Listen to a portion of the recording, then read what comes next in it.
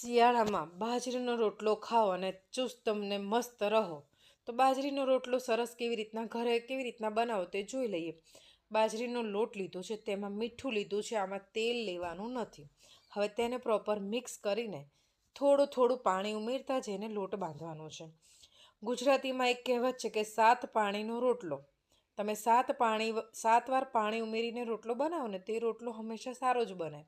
તો ધીમે ધીમે થોડું થોડું 7 વાર પાણી લઈને આપણે લોટ બાંધવાનો છે. લોટ એવો સોફ્ટ બાંધીશું કે જેથી રોટલા આપણને વણવા માટે એકદમ આસાની રહે. તમે જોઈ રહ્યા છો કે બાજરીનો લોટ અહીંયા બંધાઈ રહ્યો છે.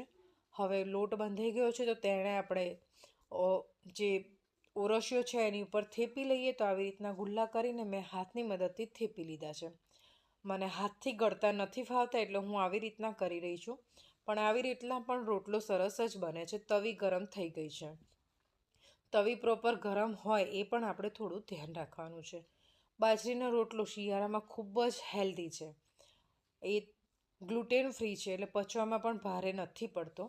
હવે તવી ઉપર રોટલાને મૂકી દઈશું. ઉપરથી થોડો હાથ આપણે ફેરવી લેવાનો છે કે જેથી બધું જે લોટ વધારાના હોય એ નીકળી જાય.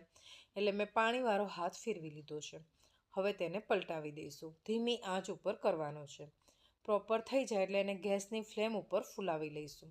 જેમ રોટલી ફૂલાવીએ છીએ એમ જ રોટલો ફૂલાવવાનો છે. ખૂબ જ સરસ રીતના રોટલો ફૂલી ગયો છે. તો તમે જોઈ રહ્યા છો કે તૈયાર છે આપણો બાજરીનો રોટલો. બનાવો કેટલો સરળ છે.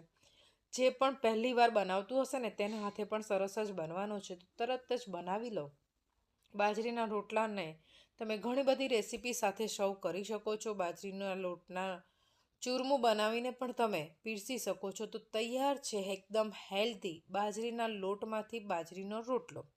તમે આ રીતના જ બનાવો છો? કેવી રીતના બનાવો છો? ચોક્કસથી કોમેન્ટમાં જણાવજો. બાજરીનો રોટલો ઘી વગર કે માખણ વગર તો અધૂરો છે. તે ઉપરથી ભરપૂર માત્રામાં ઘી કે માખણ ચોપડી લો. વિડીયોને જરૂરથી જોજો અને ઘરે બનાવજો.